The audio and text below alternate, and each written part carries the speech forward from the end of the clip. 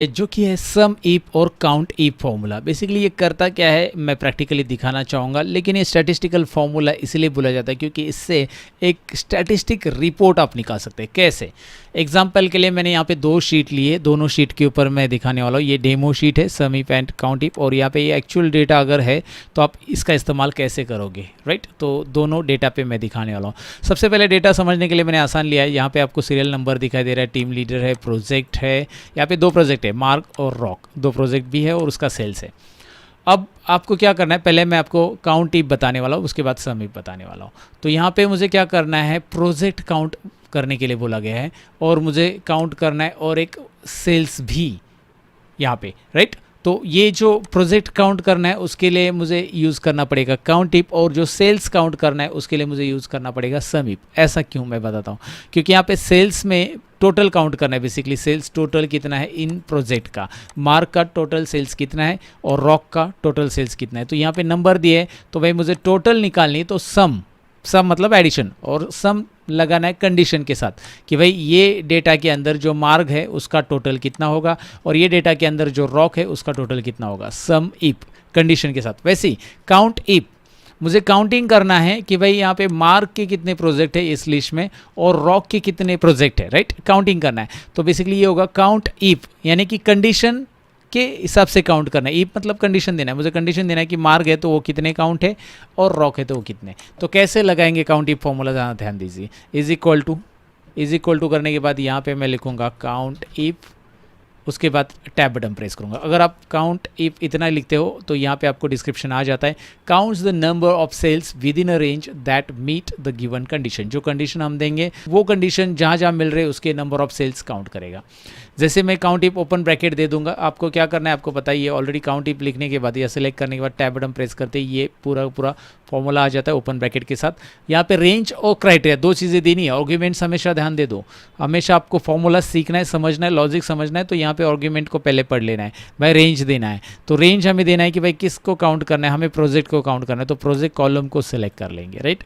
पूरे कॉलम को आप सी कॉलम को एक साथ सिलेक्ट कर सकते हैं। अगर आपका डेटा आगे ऐड होने वाला है तो आपको लगता है कि यार डेटा इतना ही है तो इतना ही सिलेक्ट कर लो। चलो ठीक है, मैंने सिलेक्ट कर लिया। C1 to C11 मैंने सिलेक्ट किया और मैं कॉमा दूंगा यहाँ पे। उसके बाद देखिए रेंज देने के बाद कॉमा, जैसे मैं कॉमा दूंगा तो क्राइटेरिया पे कर्सर आ चुका है। अब वो पूछ रहा है कि भाई क्राइटेरिया क्या है, तो मैं मार्क पे क्लिक करूँगा क्योंकि यही क्राइटेरिया है मेरा। या फिर मैं मार्क यहाँ पे लिख भी सकता हूँ, याद रखिए, लेकिन लिखने के लिए मुझे इन्वर्टेड कॉमा में इसे लिखना पड़ेगा। इस तरह से इन्वर्टेड कॉमा में मार्क आपको लिखना पड़ेगा, लेकिन ठीक है मेरे पास मार्क की जगह रॉक भी चेंज होना चाहिए तो यहाँ पे मैं इसे सेलेक्ट ही करूँगा। अब ये तो हो गया, चलो ठीक है, एंटर करो और रिजल्ट देख लो। ब्रैकेट क्लोज किया तो भी चलेगा, नहीं किया तो एक्सेल कर देगा। और ये बता रहे कि मार्क के 6 प्रोजेक्ट है, मतलब 1 2 3 4 5 और 6। मार्क 6 बार आ चुका है, हमने काउंट करके देखा 6 बार है properly, right? Okay got it. अब मैं इस फॉर्मूला को ड्रैग करना चाहता हूँ। ड्रैग तो मैं कर सकता हूँ, लेकिन हमेशा याद रखो कि भाई अगर मैं इसे ड्रैग करूँगा तो मैंने C1 to C11 जो सिलेक्ट किया है ये यहाँ पे फिक्स होना बहुत ज़रूरी है। फिक्स यानी कि F4 बटन प्रेस करके आप इसे फिक्स कर सकते हैं। इसके बारे में मैंने पहले भी आपसे बात करी रहेगी, नहीं तो फिर से बता देता हूँ कि फिक्स रेफरेंस और एब्सोल्यूट रेफरेंस क्या होता है, एक बार देख लीजिए। अगर यहाँ पे कुछ नंबर्स है और इन्हें एक दूसरे में ऐड करना है, यहाँ पे अलग नंबर रख देते ज़रा, ओके वही नंबर आ रहे हैं, ठीक है। तो मैं क्या करूँगा, is equal to this plus this करूँगा, हो जाएगा, राइट? एक बार दोनों को सिलेक्ट कर दिया, 45 प्लस 96 एंटर कर दिया, रिजल्ट आ गया। और मैं जैसे ड्रैग करूँगा ये होता है रिलेटिव रेफरेंस। ये देखिए उसके लेफ्ट में जो सेल्स है उसको उसने ऐड कर लिया। अब क्या होगा कि भाई ये 2 नंबर मैंने हटा दिया और यहाँ पे जो 96 है ना, यही मुझे क्या करना है, तीनों में भी ऐड करना है। तो पहले में तो ऐड हो गया 96, लेकिन दूसरे में देखिए 96 ऐड नहीं हो रहा है, तीसरे में नहीं, क्योंकि यहाँ पे क्या हो रहा है, पहले में H11 आ रहा है, दूसरे में फॉर्मूला ड्रैग करते हैं relative reference, related to left cells, वो बोल रहा है H12 related to left sales. यहाँ पे लेफ्ट सेल्स से रिलेटेड बोल रहा है कि भाई इसके सामने वाला ये सेल ये आएगा, लेकिन मुझे रिलेटिव रेफरेंस नहीं चाहिए। तो मैं इस फॉर्मूला में सिंपल इस H11 को सिलेक्ट करूँगा और F4 बटन प्रेस करूँगा, जो कि यहाँ पे डॉलर साइन लग जाएंगे। ध्यान से देखिए, दिखाई दे रहा है F4 डॉलर साइन, और H कॉलम भी लॉक होगा, ये कॉलम भी लॉक हो जाएगा और रो भी लॉक हो जाएगा, मतलब ना राइट में ना लेफ्ट में। अगर आप इसे राइट में भी खींचोगे तो H11 एज इट इज़ रहेगा, और अगर नीचे भी खींचोगे आप इसे तो ये H11 एज इट इज़ रहेगा और सब में ये 96 ऐड हो जाएगा। इसी को फिक्स रेफरेंस बोलते हैं। क्लियर है आपको? फिक्स रेफरेंस और एब्सोल्यूट रेफरेंस एक ही होता है, याद रखिए। फिक्स रेफरेंस और एब्सोल्यूट रेफरेंस, और रिलेटिव रेफरेंस और फिक्स रेफरेंस, इस 2 रेफरेंस याद रखना है। तो आपको किसी ने बोला कि भाई इसे एब्सोल्यूट रेफरेंस दो, तो आप दे सकते। आपको किसी ने बोला फिक्स रेफरेंस दो, तो वही होगा एब्सोल्यूट और फिक्स। अब यहाँ पे क्या करना पड़ेगा मुझे बताओ? यहाँ पे मुझे इसे फिक्स करना पड़ेगा, इसे सिलेक्ट करके F4 ये रेंज को, ताकि मैं जब नीचे खींचूंगा तो ये रेंज C1 to C11 ही रहे, वो C2 to C12 नहीं हो। अगर ड्रैग करूँगा तो एक सेल नीचे हो जाएगी। और G2 को फिक्स करना है क्या? फिलहाल इसको फिक्स करने की ज़रूरत नहीं है। अगर आप इसे फिक्स करते हो तो ये मार्क प्रोजेक्ट का ही यहाँ पे काउंटिंग बताएगा, तो इसे फिक्स नहीं करना है, ऐसे रहने दो। एंटर करो और आप इसे ड्रैग कर लो। अब ड्रैग करने के बाद आप देखोगे कि यहाँ पे 4 आ चुका है, और डबल क्लिक करके देखो ये फिक्स ही है, C11 दिखाई दे रहा है ना, C1 to C11 no change.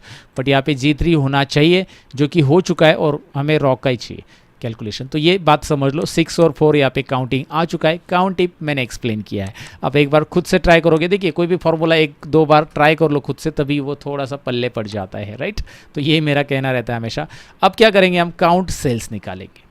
Count tip में हमने काउंट टिप के अंदर कंडीशन दी थी बेसिकली, यहाँ पे काउंटिंग के लिए कंडीशन दी थी। अभी सम इफ के अंदर हम टोटल के लिए कंडीशन देंगे, तो हमें सम इफ तो लिखना पड़ेगा। तो सम इफ लिखते ही यहाँ पे ऐड द सेल, ज़रा जूम कर लेते हैं और फिर से दिखाता हूँ। Add the cell specify by given condition और क्राइटेरिया, ऐड करेगा उस सेल्स को जो कंडीशंस क्राइटेरिया दिया है। Okay, open bracket, sum if open bracket, यहाँ पे बोल रहे हैं कि भाई रेंज दो, कोमा क्राइटेरिया दो, फिर सम रेंज दो। 3 आर्ग्यूमेंट देने हैं, रेंज, क्राइटेरिया, सम रेंज। तो पहले रेंज दो कि भाई किस डेटा पे आपको क्राइटेरिया लगाना है। तो हमारा ये रेंज है, पहले मैंने बताया कि आपका रेंज ये है, क्योंकि मार्ग और रॉक प्रोजेक्ट के हिसाब से हमें यहाँ पे कंडीशंस देनी है। तो पहले रेंज लिया, इस रेंज के ऊपर कोमा करो, इस रेंज के ऊपर क्राइटेरिया क्या रहेगा, ये राइट, क्राइटेरिया रहेगा ये। भाई इस रेंज में ये ढूंढना है, जहाँ जहाँ ये रहेगा उसका क्या करना है, कोमा, जहाँ जहाँ ये रहेगा जहाँ जहाँ ये रहेगा उसका क्या करना है, कोमा, जहाँ जहाँ ये रहेगा उसका क्या करना है, टोटल करना है, सम रेंज, उसके सामने सेल्स का टोटल। तो सेल्स को सिलेक्ट कर लो। अब आपको यहाँ पे एंटर करके देखना है रिजल्ट आ रहा है क्या। वो हो ग्रेट। अगर आप मार्क प्रोजेक्ट का यहाँ का मैं ऐड करके भी दिखाता हूँ। मार्क का प्रोजेक्ट यहाँ पे एक है, कंट्रोल बटन प्रेस करके यहाँ पे क्लिक करो, यहाँ पे एक मार गए, यहाँ पे एक मार गए, यहाँ पे एक मार गए, यहाँ पे एक मार गए, और यहाँ पे एक मार गए। सब कंट्रोल बटन प्रेस करके मैंने सेलेक्ट किया है। बॉटम में यहाँ पे ज़रा नोटिस कर सकते हैं आप, 7,41,643 and it is equal to this, right, यहाँ पे आ रहा है। तो ये प्रॉपर हो चुका है मतलब। तो अभी इसे ड्रैग करेंगे हम, तो आ जाएगा आंसर। आपको ड्रैग करने के पहले आपको एक चीज़ करनी पड़ेगी, वो है इसे F4 करो, इस रेंज को, और इससे भी F4 करो। देखो ये F4 जो है ना, ये बहुत बड़ा रोल प्ले करता है आगे सम इप्स के अंदर भी, काउंट इप्स के अंदर जो आगे हम सीखने वाले। तो इसलिए F4 को याद रखो। यहाँ पे वहाँ पे थोड़ा सा अलग तरीके से F4 यूज़ होगा। फिलहाल ये डेटा पे इतना ही F4 करना है, और अभी आप ड्रैग करेंगे, रिजल्ट आपको मिल जाएगा रॉक का, राइट। अब एग्जाम्पल के लिए दिखाता हूँ मैं, यहाँ पे जाकर मार्क की जगह रॉक करता हूँ। ज़रा दोनों जगह देख लो, यहाँ पे 6-4 है और यहाँ पे ये टोटल है। अभी मैं एक मार्क की जगह रॉक कर रहा हूँ, तो आप देख रहे हो दोनों जगह 5-5 हो रहा है, और यहाँ पे टोटल भी लगभग चेंज यहाँ पे दिखाई दे रहा है, राइट। अब एक फिर से यहाँ पे लास्ट वाले रॉक कर, यहाँ पे मार्क कर देता हूँ, यहाँ पे और एक जगह पे मैं मार्क कर देता हूँ। So now you can check it out, right. तो बेसिकली ये आपको समझ में आया होगा कि कैसे काम करता है। एक बार फिर से, मतलब नहीं समझा ना, कोई भी चीज़ देखो फॉर्मूला तुरंत पल्ले नहीं पड़ता है, आपको एक बार फिर से ट्राई करना पड़ेगा। 2-3 बार ट्राई कर लो, एक बार क्यों, तो आ जाएगा। अब थोड़ा सा एक्चुअल डेटा पे देखते हैं। डेटा बड़ा सा है, और इस डेटा में इन्होंने क्या कहा है, इन्होंने कहा है कि भाई यहाँ पे लोन ऑफिसर यूज़र कोड दिया है। इतना सारा डेटा कितना बड़ा है पहले देख लीजिए। कंट्रोल डाउन एरो, लगभग 26,000 का रिकॉर्ड है। अब देखिए 26,000 के रिकॉर्ड में हमें यहाँ पे लोन ऑफिसर यूज़र कोड दिए है। अब यहाँ पे 26,000 loan officer user code repeat हो चुके हैं, राइट ये। और यहाँ पे हमारे लोन ऑफिसर यूज़र कोड जो है कितने हैं, ये कितने हैं भैया, अरे ख़त्म ही नहीं हो रहे, हाँ इतने हैं। ओके 236 यहाँ पे नीचे दिखाई दे रहा है, 236 है। और इनका मुझे क्या कैलकुलेशन करना है, सबसे पहले तो मुझे काउंट करना है कि भाई ये लोन यूज़र ऑफिसर के ट्रांजेक्शन्स कितने, मतलब पहले लोन यूज़र ऑफिसर का ट्रांजेक्शन कितना है, दूसरे का कितना है, तीसरे का कितना है, चौथे का कितना है। तो मुझे काउंटिंग करना है बेसिकली, ट्रांजेक्शन्स मतलब रिकॉर्ड कितने हैं। तो रिकॉर्ड काउंटिंग कैसे करेंगे, ध्यान से देखिए इस डेटा पे। अभी आपको रखना है यहाँ पे इज इक्वल टू, और यहाँ पे आपको लगाना है काउंट इफ।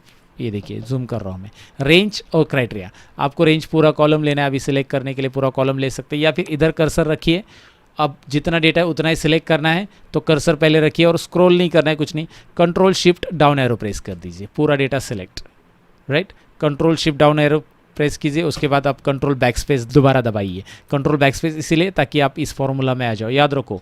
दोबारा देखिए, काउंट इफ आपने दबा दिया, काउंट इफ आपने दबाया, ये क्या बोल रहा हूँ मैं, काउंट इफ आपने फॉर्मूला टाइप कर दिया, उसके बाद रेंज यहाँ पे हमने इस कॉलम को पूरा सिलेक्ट किया तो चलेगा, लेकिन हमें जितना डेटा है उतना ही सिलेक्ट करना है।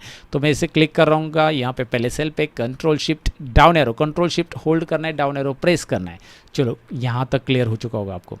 और अभी आपको ये नीचे आ रहा है ना कर्सर, तो ऊपर जाना है। यहाँ पे वैसे आप फॉर्मूला बार में क्लिक करोगे तो ऊपर आ जाओगे, लेकिन मैं कंट्रोल बैक स्पेस दबा दूंगा कीबोर्ड पे, उसके बाद मैं कोमा करूँगा और मैं क्राइटेरिया दे दूंगा। अब मुझे क्राइटेरिया बता दो कहाँ पे, ये रहा मेरा क्राइटेरिया।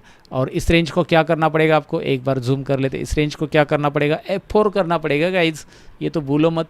और क्राइटेरिया हमने दे दिया, ये वाला कुछ गड़बड़ हो गया यहाँ पे फॉर्मूला। कभी कभी डेटा जो होता है ना, हाँ यहाँ पे प्रॉब्लम क्या है मैं आपको बताता हूँ। अभी मैंने ब्रैकेट क्लोज किया भी तो भी ये भी नहीं आ रहा है। कभी कभी जब आप डेटा लेते हो ना कोई सॉफ्टवेयर से, तो उसमें फॉर्मूला देते समय ये फॉर्मेट, ये ऐसा प्रॉब्लम हो जाता है। तो इसका एक तरीका होता है कि इसको क्लियर फॉर्मेट आप अप्लाई कर दो। यहाँ पे क्लियर में क्लियर फॉर्मेट एक ऑप्शन रहता है, पहले क्लियर ऑल ही कर दो और फिर से दोबारा फॉर्मूला दे दो, क्योंकि कभी कभार ये रिजल्ट आना यहाँ पे थोड़ा सा दिक्कत हो जाता है। मैं दोबारा दिखा रहा हूँ अभी, control shift down arrow, control back space, फिर कोमा, फिर इसे सिलेक्ट करूँगा मैं और यहाँ पे एंटर करो। देखो मैंने क्लियर ऑल रन कर दिया था। याद रखिए, जो शीट आप सर्वर से डाउनलोड करते हैं ना, उसमें ये दिक्कत होती है, मैंने बहुत सारी बार देखा है।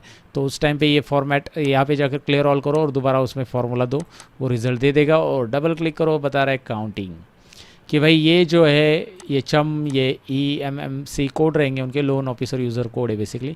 तो ये कोड वाले कितना ट्रांजेक्शन से, इसका कितना ट्रांजेक्शन है, मतलब ये नाम, ये जो है ये कितनी बार रिपीट हो चुका है, उसके कितने ट्रांजेक्शन है, यहाँ पे आपको काउंटिंग मिल रहा है। और यहाँ पे आपको कोई टोटल करनी है, सपोज़ उसका पर्टिकुलर कितना प्रिंसिपल अमाउंट लोन दिया गया है ये पर्टिकुलर ऑफिसर से, या फिर आपको कितना इंटरेस्ट रिसीव है या क्या है ये इंटरेस्ट प्लान अमाउंट जो भी है सपोज़, तो इसका कैलकुलेशन चाहिए, टोटल इंटरेस्ट कितना कलेक्टेड है या जो भी है। तो इंटरेस्ट कैलकुलेशन मुझे चाहिए, तो मैं यहाँ पे इंटरेस्ट लिख देता हूँ, इंटरेस्ट कॉलम का टोटल चाहिए। तो इस बार हमें लगाना पड़ेगा सम ईप, ज़रा ध्यान से देखिए, सम ईप लगा रहा हूँ, सेम है। सम ईप में आपको रेंज, क्राइटेरिया और सम रेंज देना है। एक बार यहाँ पे क्लियर ऑल कर दो पहले, क्योंकि यहाँ पे इस सेल को भी हमने क्लियर ऑल नहीं किया तो वही प्रॉब्लम होगा।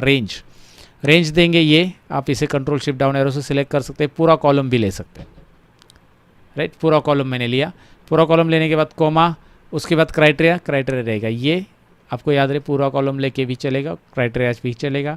उसके बाद यहाँ पे सम रेंज के लिए हम ये पूरा कहाँ पे गया, इंटरेस्ट वाला, ये वाला कॉलम हम सिलेक्ट करेंगे।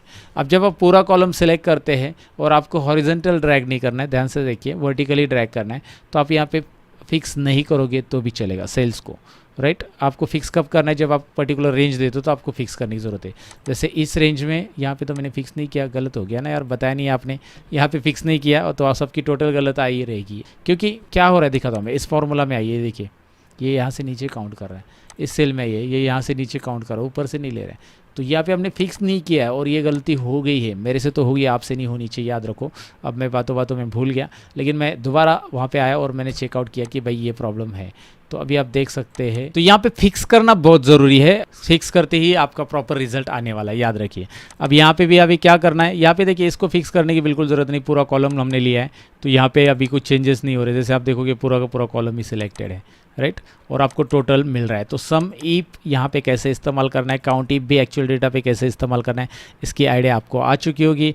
अब नेक्स्ट पार्ट में थोड़ा सा एडवांस इसका देखेंगे वर्जन, दैट इज़ काउंट ईप्स, यानी कि IFS एंड सम ईप्स।